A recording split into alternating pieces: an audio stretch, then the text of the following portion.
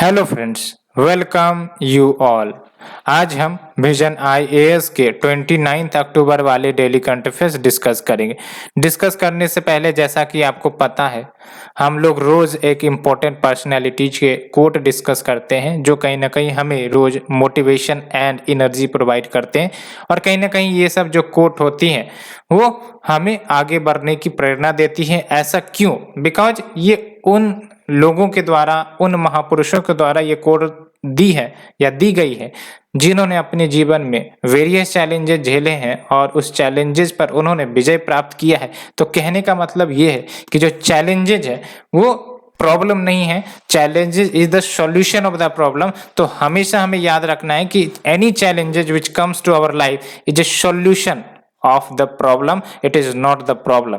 तो हमें हमारी माइंडसेट इस प्रकार से बनानी है कि हमारा माइंड खुद रिस्पोंड करे कि challenges are the problem not the challenges are the solution not the problem.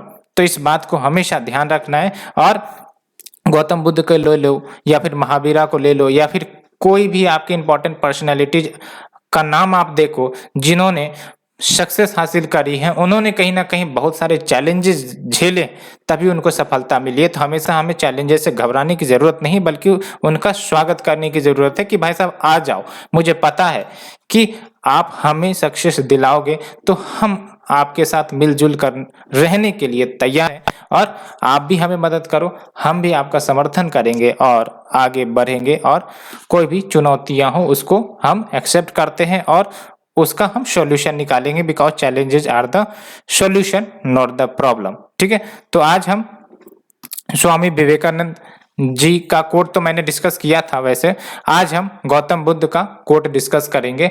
तो देख लो, जो हमारे ऊपर फिट होती है काफी अच्छे से, वही कोट मैं आपको लेकर आया हूं। Failures are a part of life, if you don't fail you don't learn, if you don't learn you will never succeed. कहने का मतलब यह है कि फेल्यूर को आप एज ए पार्ट यानी गेम की तरह समझ लो। ठीक है, कोई भी आप एग्जाम देते हो या फिर तैयारी करते हो, कोई भी हो, take it as a game. Game में क्या होता है, हमें अपना बेस्ट प्रदर्शन देना होता है एंड आउटकम की चिंता नहीं करनी होती है। ठीक है, तो आउटकम की चिंता करेंगे तो परेशानी हमें ही आएगी। बस हमें अपना 100% देना होता है फुल एफिशिएंसी के साथ कि भाई साहब हम तो अपना 199% दे रहे हैं, बाकी ऊपर वाले के ऊपर छोड़ दो कि वो जो है आपका डेस्टिनी डिसाइड करेंगे कि क्या होना है क्या नहीं होना है। ठीक है, we have to give the 100% without depending on the outcome. Because जब हम आउटकम को लिंक कर देते हैं अपने सक्सेस से तो हमें परेशानी आएंगी आएंगी। इसलिए why we should link the outcome, we should only focus on doing the action. The reaction will be come from the God, from the nature. Because वो भी देखते हैं, वो भी महसूस करते हैं कि आप क्या कर रहे हो और बेस्ड ऑन दैट आपको भी उसी टाइप का फल मिलता है। बट वो किस फॉर्म में मिलेगा, कैसे मिलेगा, you don't know, you never know. And एक बात और मैं जो आपको बताना चाहता हूं कि life is not an artificial intelligence, life is not a robot, it is a reality. और जो घटना है वो घटेगा। और दूसरी इंपॉर्टेंट बात कि हम इनपुट देकर आउटपुट नहीं कह सकते कि भाई साहब अगर हम ये इनपुट दे रहे हैं तो यही आउटपुट मिलेगा। रोबोट में क्या होता है कि हम जो इनपुट दे रहे हैं एक्सपेक्टेशन वही है कि आउटपुट भी वही आएगा। लेकिन जब हम लिविंग बींग्स पर आते हैं तो हमेशा ये याद रखना कि जो हम इनपुट देंगे उसका आउटपुट तो निकलेगा, लेकिन वो किस वे में निकलेगा that is decided by the nature itself, we have to only work. ठीक है, तो रास्ते में चलते ही या फिर रास्ते में चलते चलते ही आपको पता चल जाएगा कि आपको किस दिशा में जाना है, कैसे जाना है, क्या मिलना है क्या नहीं मिलना है। लेकिन पहले से प्रिडिक्शन मत बना के रखना, क्योंकि प्रिडिक्शन कहीं ना कहीं वो अनरियलिटी में हमें लेकर जाती है। और हमें तो रियल रहना है। Real means living in today not in tomorrow. Expectation कि हम चिंता करने बैठ गए कि भाई सब भविष्य में बड़ा दुख होगा, ये होगा वो होगा, भविष्य दुखों का संसार है, ये है वो है, तो इन सब की चिंता नहीं करनी है। We have to live in the present and इसके लिए आपको कहीं ना कहीं मार्गदर्शन की जरूरत होगी। मार्गदर्शन आपको खुदा, आपको भगवान, आपको परमात्मा, आपको प्रकृति ही प्रदान करेगा। क्योंकि आप बस रियलिटी को समझ जाओ, जो दुख है परेशानियां हैं ऑलरेडी कम हो जाएंगी। ठीक है, so hope this quote will help you because this is very important quote which definitely helps in our life if we fail again and again. Hence take failure as a game. खेलते रहो, खेलने में आनंद है। जैसे हम लोग game खेलते हैं, बचपन को याद करो, always we use to play the game and हार जीत होती रहती थी। तो जस्ट लाइक ए गेम, हार गया, जीत गया। सो होप ज़्यादा प्रवचन दे दिए, let's move to our article.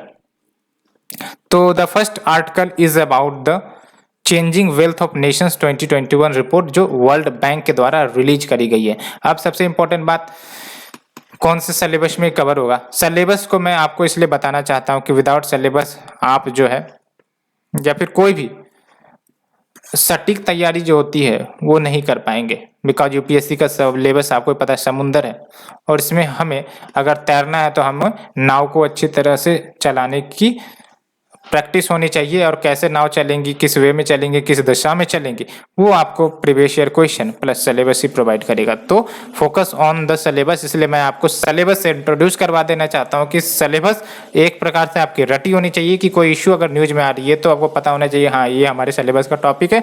तो आपका ध्यान जो है खुद ब खुद आकर्षित हो जाएगा कि हाँ क्या पॉइंट उठाने हैं, क्या पॉइंट नहीं उठाने हैं। अल्टीमेटली आपको तो 250 वर्ड्स में लिखने हैं, तो 2-3 पॉइंट अगर फोल्डर पॉइंट्स के रूप में मिल जाते हैं तो definitely it will help. That's why my aim is to remember you all the syllabus जो भी आपके इस टॉपिक में है। तो अगर हम बात करें आर्टिकल 1 के सिलेबस की, तो आप देख लो, ये आपका important international institution, agencies and forums and there structure and there mandate. तो अभी आपका वर्ल्ड बैंक चर्चा में आया है, दैट्स व्हाई ये आपका आर्टिकल 1 के अंतर्गत कवर होगा। कुछ इंपॉर्टेंट बात जो ऑब्जर्वेशंस की गई हैं इस वेल्थ ऑफ नेशन 2021 रिपोर्ट में, उसे हम देखेंगे। सबसे पहली बात तो ये जो आपका रिपोर्ट है ये 146 कंट्रीज को ट्रैक करता है, ठीक है, कि बेसिकल वेल्थ का स्टेटस क्या रहा है इन देशों में between the period of 1995 to 2018। कैसे ये ट्रैक करता है?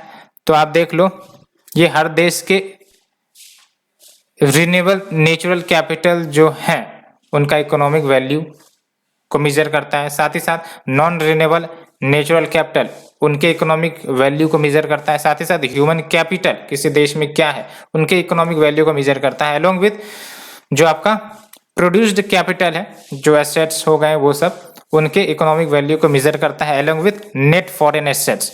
तो इस आधार पे आपका ये रिपोर्ट तैयार किया जाता है। अब यहाँ पर इंपॉर्टेंट बात ये है जो हम मेंस में यूज कर सकते हैं, वो है आपका की फाइंडिंग। ऐसा नहीं कि प्रीलिम्स में आपका ये पूरा रिपोर्ट का रिकमेंडेशन आएगा, फाइंडिंग आएगा, बस आपको ये याद रखने हैं कि रिलीज किसने किया है। आजकल तो रिपोर्ट भी नहीं पूछे हैं, प्रीलिम्स 2021 में आपने देखा रिपोर्ट भी नहीं पूछे, बहुत सारे चीजें जो हम लोग एक्सपेक्ट कर रहे थे वो कहीं ना कहीं नहीं आई। तो हमेशा ये पता होना चाहिए कि यूपीएससी इज फील्ड ऑफ अनएक्सपेक्टेशन, और हमें उस एक्सपेक्टेशन के लिए प्रिपेयर्ड रहनी चाहिए। तो क्या की फाइंडिंग है आप देख लो, जो ग्लोबल वेल्थ है वो ग्रो तो किया है। ग्लोबल वेल्थ मतलब क्या? वर्ल्ड ओवर जो वेल्थ है उसमें तो ग्रोथ हुई है बिटवीन द पीरियड ऑफ 1995 से 2018। लेकिन सबसे इंपॉर्टेंट बात यह है कि जो रिस्क फेस किए जाएंगे मतलब क्या? जैसे अनसस्टेनेबल एक्सप्लॉयटेशन हो रहा है रिसोर्सेज का, कलेक्टिव एक्शन नहीं देखने को मिल रहा है देशों के बीच, ये सब भी आपका बढ़ा है। तो वेल्थ के साथ आपका रिस्क भी बढ़ा है। दूसरी इंपॉर्टेंट फाइंडिंग ये आ रही है कि टोटल वेल्थ तो चलो ठीक है बढ़ा है, लेकिन जो नेशन के बीच वेल्थ का गैप है वो भी बढ़ने को मिला है। जैसे फॉर एग्जांपल अमेरिका के ले लो या फिर कोई पुअर कंट्रीज को देख लो, वेल्थ गैप कितनी ज्यादा है। दूसरी इंपॉर्टेंट बात ये कि टोटल वेल्थ बढ़ने के बावजूद पर कैपिटा वेल्थ नहीं बढ़ी है। ये तो सिंपली ऐसा ही बात हो गया कि इंडिया की ओवरऑल पर कैपिटा इनकम जो भी हो, लेकिन सबके पास उतनी पर कैपिटा इनकम नहीं है। तो यहाँ पर भी वैसे ही per capita wealth is not uniform, it is asymmetric in nature, along with what more than a third of low income countries show falling per capita wealth. तो लगभग 33% या फिर उससे ज्यादा कह सकते हो जो लो इनकम कंट्रीज में आते हैं वहां पर कैपिटा इनकम या पर कैपिटा वेल्थ कम हुई है। तो ये भी कंसर्न की बात है। एंड जो पैरामीटर्स यूज किए जाते हैं, for example economic value of renewable natural capital, non renewable natural capital, उस पैरामीटर पर क्या रिस्पॉन्स आया देख लो। तो जो ह्यूमन कैपिटल है, ह्यूमन कैपिटल मतलब क्या कि कोई ह्यूमन है, हमने उनका पालन पोषण किया, कैसे एजुकेशन दिया, शिक्षा दिया, बेटर हेल्थ दिया, बेटर इन्वायरमेंट दिया, और उसके बाद हमने एक ह्यूमन को कैपिटल में ट्रांसफॉर्म किया, इट इज ह्यूमन कैपिटल। और ह्यूमन कैपिटल उसके बाद आपको कंट्रीब्यूट करेगा कैसे, अर्न कर कर।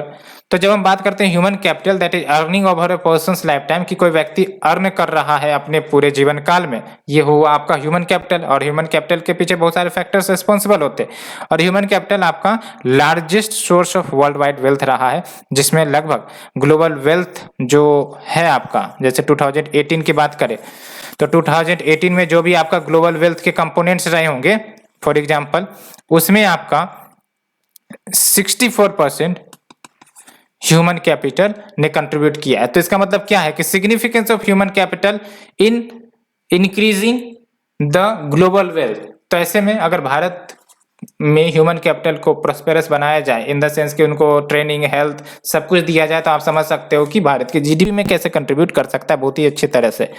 दूसरी इंपॉर्टेंट बात, अगर हम बात करें रिन्यूएबल नेचुरल कैपिटल की, तो रिन्यूएबल नेचुरल कैपिटल मतलब क्या, वैसे नेचुरल कैपिटल जो रिन्यूएबल इन नेचर है, for example forest, for example cropland, for example ocean resources, ये भी बढ़ी है in terms of value global level पर। But non renewable natural capital wealth की बात करें तो non renewable natural capital wealth में क्या आ जाएंगे आपका, जैसे मिनरल्स हो गई, फॉसिल फ्यूल्स हो गई, जो नॉन रिन्यूएबल है, रिन्यू नहीं हो सकती। रिन्यूएबल मतलब क्या, जिसको हम बार बार प्रयोग कर सकते हैं। नॉन रिन्यूएबल मतलब क्या, जिसको रिन्यू नहीं कर सकते, जो एक बार प्रयोग कर दिया दोबारा हम उसके प्रयोग में नहीं ला सकते, वो हो गया नॉन रिन्यूएबल। ठीक है, तो non renewable natural capital wealth आपका डिक्लाइन हुआ है 2014 से ही। अब क्यों डिक्लाइन हुआ होगा आपको ही पता है कि जो कमोडिटी प्राइसेस हैं उसमें फॉल हुई, तो इनका कंजम्पशन बढ़ गया। अब इनका कंजम्पशन बढ़ गया तो डेफिनेटली जो आपका यूज है, कंजम्पशन बढ़ गया, तो इसका मतलब क्या हुआ कि भारी मात्रा में यूज होने लगी, तो जो एसेट है non renewable natural capital wealth वो आपका डिक्लाइन होने लगेगा। ठीक है, तो अगर हम बात करें रिकमेंडेशन की, तो और क्या रिकमेंडेशन दी गई है। पहली बात तो ये कि जो हम लोग जीडीपी को मेजर करते हैं वर्ल्ड ओवर पर, नेशनल लेवल पर, उसके साथ साथ हमको वेल्थ को भी मेजर एंड मॉनिटर करने की जरूरत है, तभी हमें पता चलेगा हम किस दिशा में जा रहे हैं, क्या हमारा जो एक्शन है वो सही दिशा में है या नहीं है, क्या इंप्रूवमेंट करने चाहिए, so that environment as well as GDP आपका साइड बाय साइड चले, and also to boost sustainability and prosperity. क्योंकि अभी अगर हमें पता चला कि भाई साहब इनइक्वलिटी काफी ज्यादा है वर्ल्ड ओवर में, पर कैपिटा इनकम देशों के लो इनकम कंट्रीज के घट रहे, तो इस हिसाब से हम एक्शन भी लेंगे। दैट्स व्हाई जो रिपोर्ट की अहमियत हो जाती है। दूसरी इंपॉर्टेंट बात, we have to invest in all component of wealth. जो भी वेल्थ के कंपोनेंट है हमें सारे कंपोनेंट में इन्वेस्ट करने की जरूरत है, not just produced and non renewable assets, but हमें renewable and human natural capital में भी इन्वेस्ट करना चाहिए। क्योंकि हमने फर्स्ट यहां से हमने देखा कि ह्यूमन कैपिटल का कंट्रीब्यूशन कितना ज्यादा है, तो अगर हमने ह्यूमन को अच्छे से तैयार कर दिया तो कहीं ना कहीं वो GDP as well as global GDP में कंट्रीब्यूशन काफी अच्छा देंगे, and that is the aim of global economy. And diversify and rebalance the asset portfolio to make growth resilient to external shocks. Diversify and rebalance asset portfolio मतलब क्या कि भाई साहब जो एसेट में कंट्रीब्यूशन आ रहा है डिफरेंट सेक्टर से, हमें उसको डाइवर्सिफाई करना चाहिए, सो दैट एक सेक्टर अगर सही परफॉर्म नहीं कर रहा है तो अदर सेक्टर्स वो हमें continuous asset and continuous growth provide करते रह जाए। ये वही हुआ कि हमने कोई गाड़ी ली और गाड़ी में हमने 10 चक्के लगा दिए, तो एक चक्का अगर खराब भी हो गया तो 9 चक्के तो सही से ऑपरेट कर रहे हैं। तो ये होता है डाइवर्सिफिकेशन का इंपॉर्टेंस या सिग्निफिकेंस। तो we discuss article 1, let's move to the article number 2। Ministry of women and child development seeks comments या suggestions on amendments to juvenile justice, care and protection of children models rules 2016। तो amendments या सुझाव मांगे हैं क्योंकि जो आपका ministry of women and child development है ये इस रूल्स में अमेंडमेंट करना चाहती है। तो अमेंडमेंट की दरकार क्यों है वो हम देखेंगे, और क्या कुछ सजेशन है वो भी देखेंगे, और दूसरी इंपॉर्टेंट बात ये कि जो juvenile justice care and protection of children amendment act है 2021, इसके कुछ फीचर्स देखेंगे। ठीक है, तो सबसे पहली बात, we need to look at the syllabus. तो सिलेबस में आपका देख लो article 2, welfare schemes for vulnerable section of the population by the centre and the states and performance of this scheme along with mechanism, laws, institutions and bodies which is constituted for the protection and betterment of this vulnerable section।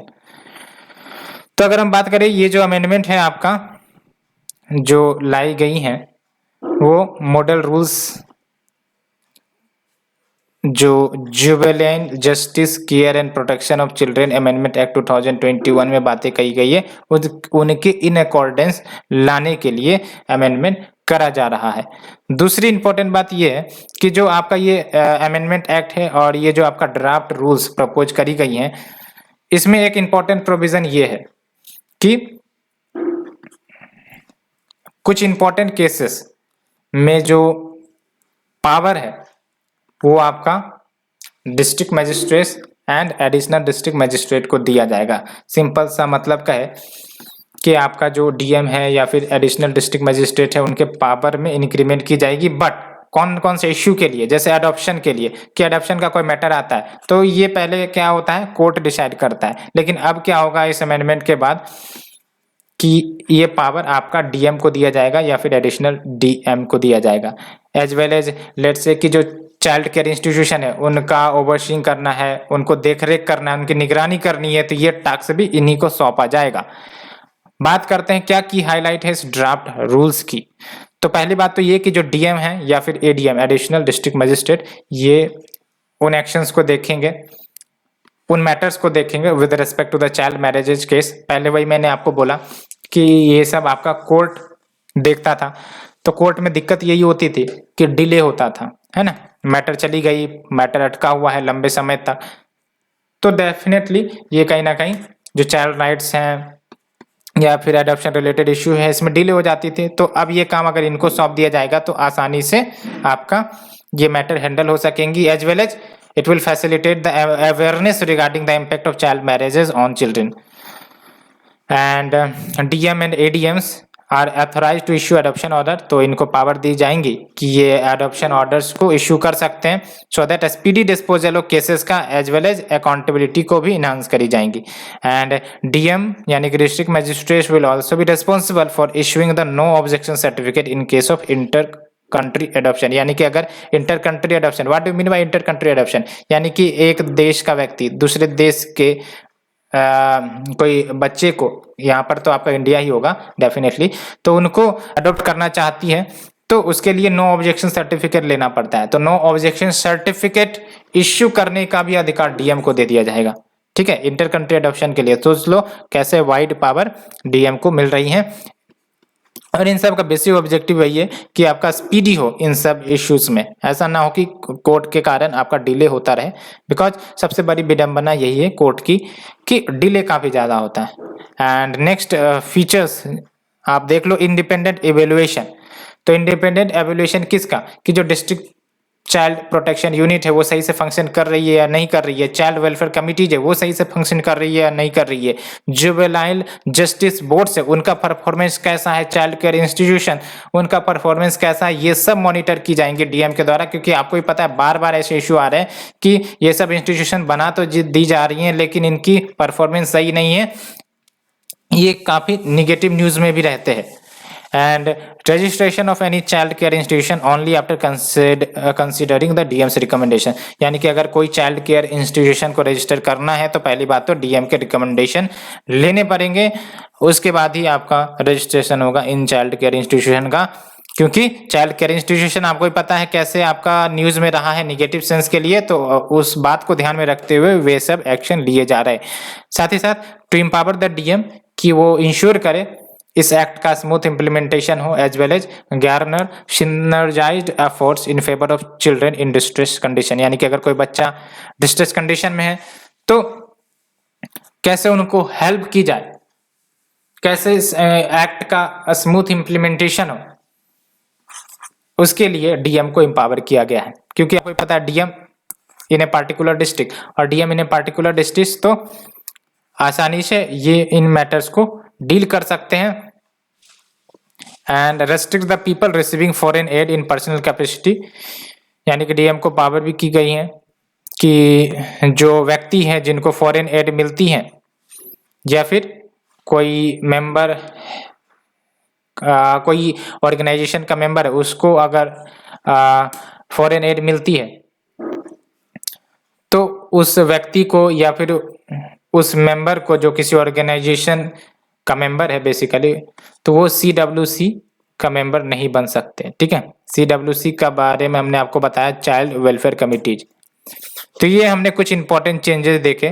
तो overall देखा जाए तो DM के power को increase किया जाएगा। DM की जो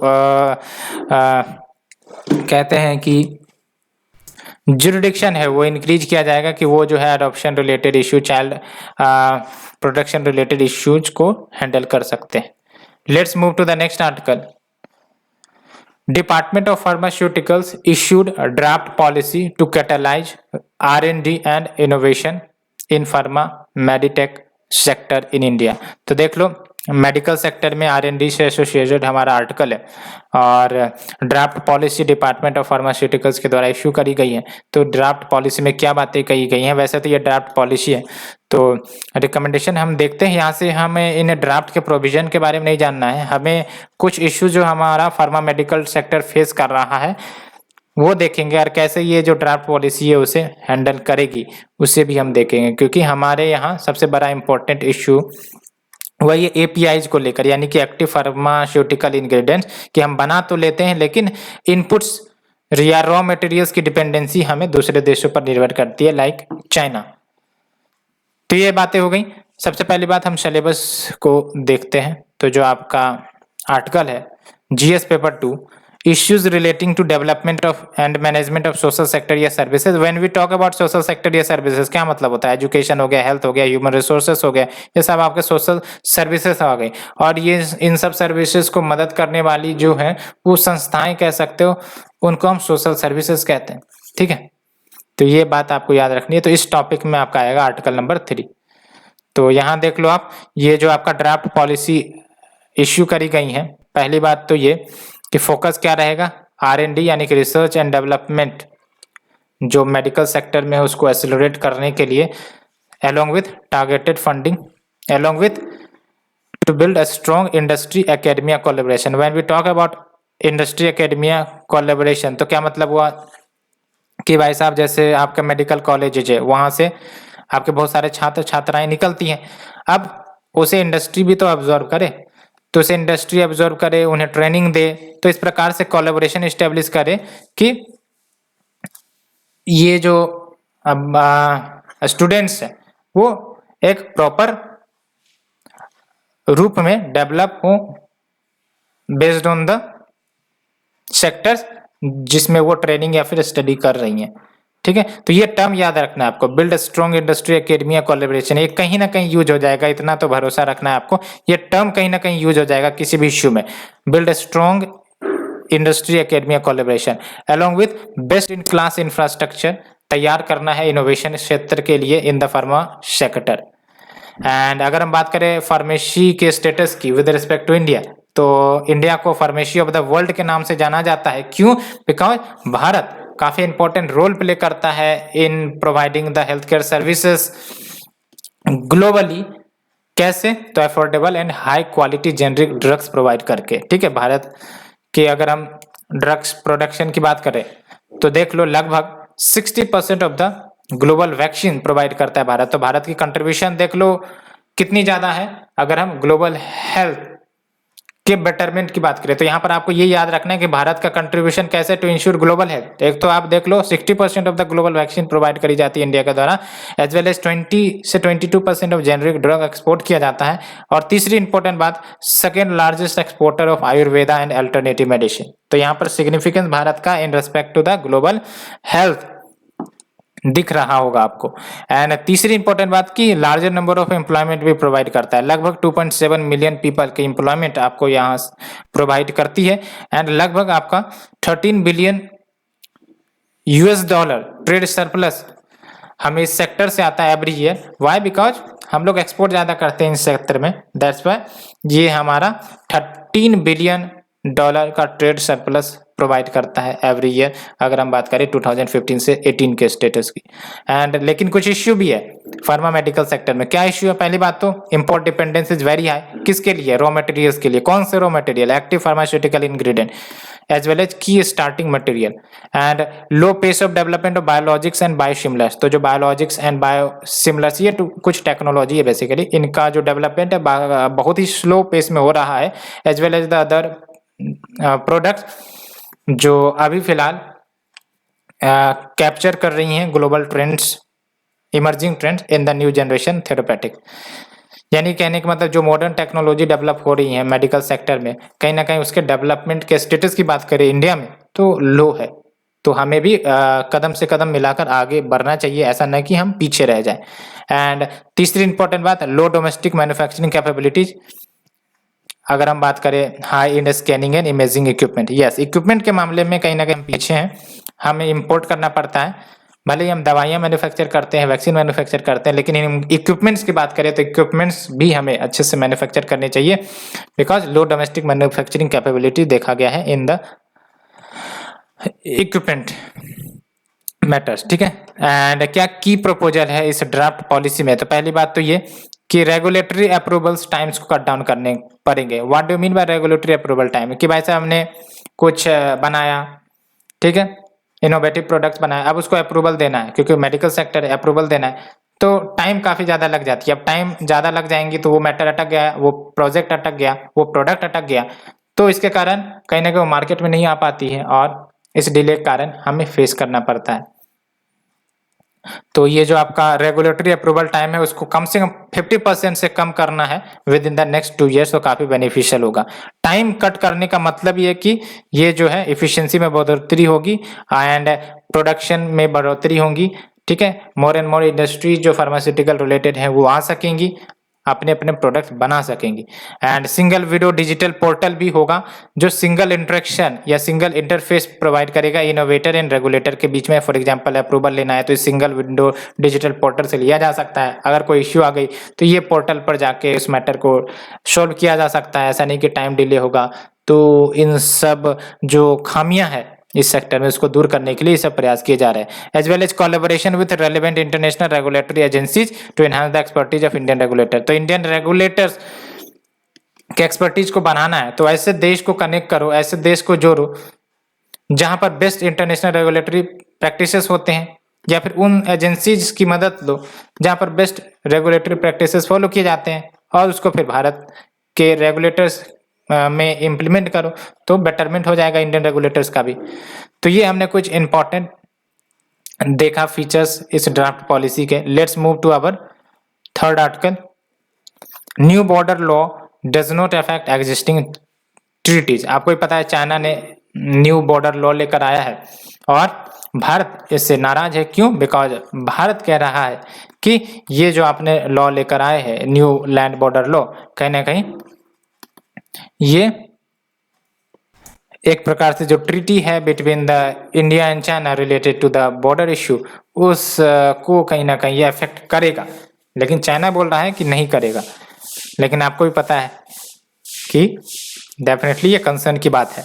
तो अगर हम बात करें सिलेबस की, तो सिलेबस में आप देख लो जो आपका सिक्योरिटी का मैटर है उसके अंतर्गत ये गवर्न होगा। So look at the syllabus first of all. हाँ, तो आप देख लो आर्टिकल 4 आपका security challenges and there management in border area. तो फिलहाल तो आपका चाइना एक सिक्योरिटी चैलेंजेस दे रहा है। तो देख लो ये जो न्यू मैरीटाइम लॉ बेसिकली पहले लाई गई थी और ये न्यू मैरीटाइम लॉ चाइना ने ही लेकर आई थी। और इस न्यू मैरीटाइम लॉ के तहत क्या ऑब्जेक्टिव था चाइना का कि जो फॉरेन वेसल आते हैं साउथ चाइना सी में उसके एंट्री पर कंट्रोल करना है। और इसके बाद अब एक और धमाका चाइना ने किया है। कैसे? न्यू लैंड लॉ पास करके, और ये 1 जनवरी से आएगा, 1 जनवरी 2022 ऑनवर्ड। तो क्या कंसर्न है भारत के लिए, हमें इस रेस्पेक्ट में देखना होगा कि अगर ये आता है तो कैसे ये हमारी जो सिक्योरिटी है उसको अफेक्ट कर सकती है। पहली बात तो ये कि जो चाइना के वेरियस एजेंसीज हैं जो बॉर्डर रिलेटेड इशू को देखते हैं, उनको ये रेस्पॉन्सिबिलिटी दी गई है कि वो फ्रंटियर्स को गार्ड करे। यानी कि मिलिट्री को तो पहले से रेस्पॉन्सिबिलिटी थी, साथ ही साथ लोकल अथॉरिटीज को ये रेस्पॉन्सिबिलिटी दी गई है कि वो भी फ्रंटियर्स को गार्ड करे। साथ ही साथ ये स्टेट को एम्पावर कर रहा है कि वो उन एक्टिविटीज में इंगेज करे, लाइक कि पब्लिक सर्विसेज को वहां पर इम्प्रूव करो। समझ में आ रहा है? ये चाइना बॉर्डर इश्यूज आपको भी पता है काफी ज्यादा डिफिकल्ट टेरेन है, वहां पर इंफ्रास्ट्रक्चर की कमी है, तो इन सब को एम्पावर करके वहां पर बेटर इंफ्रास्ट्रक्चर वो लाने का प्रयास कर रहा है। For example improvement in public services, infrastructure को इम्प्रूव करे along the border, so that overall border defence किया जा सके, इकोनॉमिक एंड सोशल एम्पावरमेंट हो सके। Economic and social empowerment development की तो बात छोड़ो, लेकिन मेन ऑब्जेक्टिव चाइना का यही है कि infrastructure along the border, so that overall border defence किया जा सके, जो मूवमेंट है ट्रूप्स का वो अच्छे से हो सके, फास्ट हो सके। ये सब बेसिक बिहाइंड ऑब्जेक्टिव है चाइना के ऊपर। एंड अगर हम बात करें इंडिया चाइना के इशू की, तो सबसे पहली बात तो चाइना को ही समझ लो। चाइना अपनी लैंड बाउंड्री लगभग 14 कंट्रीज के साथ शेयर करती है, इसको रट लेना है, 14 कंट्रीज के साथ शेयर करती है, जिसमें इंडिया तो है ही है। एंड इंडिया के साथ जो बॉर्डर शेयर किया जाता है चाइना का, वो थर्ड लॉन्गेस्ट है। पहला मंगोलिया के साथ लॉन्गेस्ट बॉर्डर शेयर करता है, उसके बाद नंबर आता है रशिया, तीसरे नंबर पर आता है इंडिया। और अभी इंडिया एंड भूटान, ये 2 कंट्री बचे हुए हैं जिस पर चाइना अभी बॉर्डर एग्रीमेंट्स को फाइनलाइज करेगा। इंडिया के साथ तो लंबे समय से बॉर्डर फाइनलाइजेशन नहीं हो रहा है, भूटान के साथ भी आपका बॉर्डर फाइनलाइजेशन या बॉर्डर एग्रीमेंट जो होना है वो नहीं हो पा रहा है। बाकी अन्य देश के साथ इन्होंने कहीं ना कहीं जो बॉर्डर एग्रीमेंट है उसको कर रखे हैं। एंड अगर हम बात करें इंडिया चाइना बॉर्डर डिस्प्यूट की, तो लगभग 3488 किलोमीटर का हमारा जो बॉर्डर डिस्प्यूट है चाइना के साथ, उसको कवर करता है along the line of actual control. कौन है आपका लाइन ऑफ एक्चुअल कंट्रोल?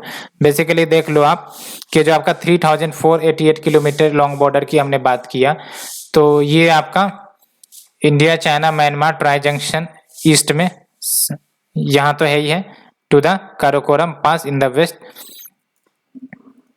तो देख लो, एक तो ये आपका डिस्प्यूट चलता है, ठीक है, और फिर आपका यहाँ चलता है ट्राइलेटरल, जिसमें भूटान है, चाइना है और इंडिया है। एक आपका इश्यू यहाँ चलता है, इसको हम कहते हैं ईस्टर्न, इसको हम कहते हैं वेस्टर्न, ठीक है, इसको हम कहते हैं सेंट्रल। तो ज़्यादा डिस्प्यूट जो इंडिया चाइना के बीच में है, जो काफ़ी ज़्यादा एक्टिव रहता है, वो है आपका western portion and eastern portion, ठीक है। और ये चुम्बी वैली याद रखना है, चुम्बी वैली आपका tri junction between the Bhutan, China and India located है, ठीक है, चुम्बी वैली। एंड नाकुला पास आपका सिक्किम में है, ये भी आप याद रख सकते हो। एंड तो ये बात हुआ कि लगभग आपका 3488 किलोमीटर अलोंग आपका ये dispute India China border dispute है। एंड रिसेंटली इंडिया ने चाइना का जो न्यू लॉ लाया गया है उसको मैटर ऑफ कंसर्न बताया है। क्यों? बिकॉज ये जो एग्जिस्टिंग बायलैटरल पैक्ट दोनों देशों के बीच में हुए हैं on the management of border, उसको अफेक्ट कर सकता है, साथ ही साथ ओवरऑल बाउंड्री क्वेश्चन। क्योंकि अभी जो चाइना है, आपको ही पता है, इन्होंने लगभग लद्दाख वाले रीजन में डिस्प्यूट रेज किया था, और अभी वो डिस्प्यूट सॉल्व भी नहीं हुई है कि एक और आपका कार्ड चाइना ने प्ले किया है, ठीक है। एंड ये जो लॉ है ये कहीं ना कहीं फॉर्मलाइज कर सकता है some of the China's recent action in disputed region. यही सबसे बड़ी चैलेंज है, कैसे भारत के लिए कंसर्न है। तो ये याद रखना इस टर्म को, इस इश्यू को, कि ये जो लॉ है ये कुछ चाइना के जो रिसेंट एक्शन हुए हैं डिस्प्यूटेड रीजन में, लद्दाख रीजन में जो आपको फेस ऑफ चल रहा था, है ना, उसको लीगलाइज कर सकता है, इंक्लूडिंग जैसे अभी फिलहाल चाइनीज मिलिट्री का स्टेशनिंग है along the Indian borders and multiple transgression जो अलोंग LAC हुए हैं, तो उसको यहाँ पर इस लॉ के माध्यम से लीगलाइज कर सकता है। That is the biggest concern of Indian government, ठीक है। सो इससे डिस्कस करने के बाद let's move to our next article, that is the last one. World heritage forest carbon sink under pressure report release. तो world heritage forest carbon sinks under pressure report ये release करी गई है। यहाँ से हमको कुछ इंपॉर्टेंट पॉइंटर्स मेंस के लिए बस यूज करने। तो पहली बात तो ये कि कौन से टॉपिक में कवर होगा आपका conservation, environmental pollution degradation, environmental impact assessment and आपका आर्टिकल 5, ठीक है, जीएस पेपर 3। तो देख लो ये जो रिपोर्ट है, ये रिपोर्ट बेसिकली ट्रायो ने मिलकर रिलीज की है, UNESCO, world resource institute and IUCN. और ये आपका first global scientific assessment provide करता है ग्रीन हाउस गैस इमिशन का एज वेल एज सिक्वेस्ट्रेशन जो फॉरेस्ट करती हैं। कौन से रीजन में? यूनेस्को वर्ल्ड हेरिटेज साइट के रीजन में। ये काफी इंपॉर्टेंट है। पहली बात तो ये कि ऐसा नहीं है कि रिपोर्ट रिलीज नहीं होता था, लेकिन फॉर द फर्स्ट टाइम ये जो आपका ग्रीन हाउस गैस के इमिशन की असेसमेंट करी जाएंगी और कितना सिक्वेस्ट्रेशन फॉरेस्ट करता है, specially in UNESCO designated world heritage site, वहां पर ये मेजर करेगा। तो लगभग आपका 69 मिलियन हेक्टेयर्स के एरिया को कवर करता है। और ये जो आपका वर्ल्ड हेरिटेज फॉरेस्ट है multiple goods and services provide करती हैं। नेचर को तो बेनिफिट होता ही है बिकॉज इनको प्रोटेक्ट किया गया है, तो कहीं ना कहीं ये आपका नेचुरल ग्रोथ होती है, अलोंग विथ पीपल को भी बेनिफिट करता है। एंड अब देख लो की finding, on average forest in natural and mixed UNESCO world heritage site लगभग 190 मिलियन टन ऑफ CO2 को अब्जॉर्ब किया है from the atmosphere annually since the year 2000। तो इसका मतलब क्या है कि जो वर्ल्ड हेरिटेज साइट हम डेजिग्नेट करते हैं, ऐसा नहीं कि सिर्फ आपका ये कल्चरल एस्पेक्ट्स या फिर आपका नेचुरल एस्पेक्ट, नेचुरल ब्यूटी को प्रोटेक्ट करता है, बल्कि ये आपका ग्रीन हाउस गैस को एब्जॉर्ब करने में भी मदद कर रहा है। ये आपको पॉइंट यहाँ से निकालने हैं, ठीक है। And at least 10 world heritage forest लगभग मोर कार्बन रिलीज करते देन दे आर एब्जॉर्बिंग। तो ये भी है आपका, लेकिन ये क्यों? क्योंकि यहाँ पर ह्यूमन एक्टिविटी देखने को मिली है, क्लाइमेट चेंज देखने को मिला है। तो ह्यूमन एक्टिविटी अगर बढ़ाओगे, चाहे फिर वो आपका प्रोटेक्टेड रीजन हो, तो भी वहां पर आपका एमिशन बढ़ेगा। लेकिन एक इंपॉर्टेंट बात आपको याद यही रखनी है यहाँ से कि कहीं ना कहीं ये जो वर्ल्ड हेरिटेज साइट हम डेजिग्नेट करते हैं, प्रोटेक्टेड एरिया हम डेजिग्नेट करते हैं, तो ये आपको कार्बन सेक्वेस्ट्रेशन में भी मदद करती है, जो अल्टीमेटली ग्रीन हाउस गैसेस को रिड्यूस करने में मदद करती है। और जो आपका वर्ल्ड हेरिटेज साइट है लगभग 3.5 मिलियन हेक्टेयर्स ऑफ फॉरेस्ट को खो दिया है, that is comprising more than the area of Belgium between the period of 2001 से 2020। एंड इंडिया के अगर हम सुंदरबन नेशनल पार्क की बात करें तो it is among the 5 sites जहां पर highest blue carbon stocks global level पर देखे जाते हैं। What is blue carbon? Prelims के लिए ऐसे ही क्वेश्चन आजकल पकड़ रहे हैं, तो हमें भी ऐसे ही पकड़ने चाहिए। ब्लू कार्बन क्या है? तो ब्लू कार्बन आपका ऑर्गेनिक कार्बन है जो ऑब्टेन किए जाते हैं when the plant decays, plant के लीव्स डिकेज, प्लांट के वुड डिकेज, प्लांट्स के रूट्स एंड जो एनिमल्स, ये सब जो डिके होते हैं और यहाँ से जो ऑर्गेनिक कार्बन प्रोड्यूस होता है, तो इनको हम ब्लू कार्बन कहते हैं। ये याद रखना, ब्लू कार्बन इज नॉट कि आपका ओशियन से प्रोड्यूस हो रहा है। Blue carbon is the organic carbon जो मेनली ऑब्टेन किए जाते हैं from the decaying plants, leaves, woods, roots and animals, और ये स्टोर होते हैं कोस्टल एंड मेराइन इकोसिस्टम में, ठीक है, and store in coastal and marine ecosystem. Recommendation की बात करें तो rapid response to climate related event, यानी कि जो क्लाइमेट रिलेटेड इवेंट हो रही हैं, जो आपका डिजास्टर बढ़ती जा रही है, उसमें हमको एक्शन लेने की जरूरत है। साथ ही साथ we have to maintain and strengthen the ecological connectivity through the improved landscape management and integrate करें, यानी कि integrating continued protection of world heritage site into climate, यानी कि जो वर्ल्ड हेरिटेज साइट है वो तो है ही है, लेकिन कैसे हम उसका इस्तेमाल क्लाइमेट बायोडाइवर्सिटी प्रोटेक्शन के लिए करें, उसको भी हमें सोचना पड़ेगा। क्योंकि एक तो ठीक है कि हाँ ये वर्ल्ड हेरिटेज साइट है, दूसरी इंपॉर्टेंट बात, अगर इसका इस्तेमाल हम green house gas absorption sequestration के लिए करेंगे तो हमारा क्लाइमेट या फिर ग्लोबल वार्मिंग को रिड्यूस करने में भी मदद करेगा, बायोडाइवर्सिटी प्रोटेक्शन में भी मदद करेगा, as well as sustainable development strategies भी हमें तैयार करनी चाहिए। तो we discuss this article and hope you liked it. If you liked then please like share. एक देख लो आप 18th इंडियन एशियन समिट हुआ है, तो इसमें आपके पीएम जो हैं उन्होंने पार्टिसिपेट किया है, तो उन्होंने अंडरलाइन किया सिग्निफिकेंस ऑफ आसियान, यानी कि आसियान का क्या सिग्निफिकेंस है इंडिया के एक्ट इस पॉलिसी में। आपको पता है एक्ट ईस्ट पॉलिसी आपका साउथ ईस्ट एशियन नेशन के लिए चलाया जाता है and wider Indo Pacific vision, दोनों में सिग्निफिकेंस या सेंट्रलिटी ऑफ एशियन उसको हाईलाइट किया है। ठीक है, तो ये आप याद रखना ना कि हाँ, जो आसियान की सेंट्रलिटी है इंडो पैसिफिक को लेकर या फिर इंडिया की एक्ट इस पॉलिसी को लेकर वो क्या है। ठीक है, and to further strengthen the Indian Asian cultural connectivity, PM ने India support for establishing the ASEAN culture heritage list इसको अनाउंस किया है। और to commemorate 30 years of ASEAN India partnership, leaders ने एग्री किए हैं कि 2022 को सेलिब्रेट किया जाएगा as India ASEAN friendship year. तो अगर पूछ लिया जाए आपका करंट अफेयर में 2022 celebrated as India ASEAN friendship year, वैसे तो ये आपका जो अदर नॉन आईएएस एग्जाम्स है उनके लिए इंपॉर्टेंट है। तो ये हमने डिस्कस किया all the articles in detail. Hope you liked it. Thank you friends, thank you very much.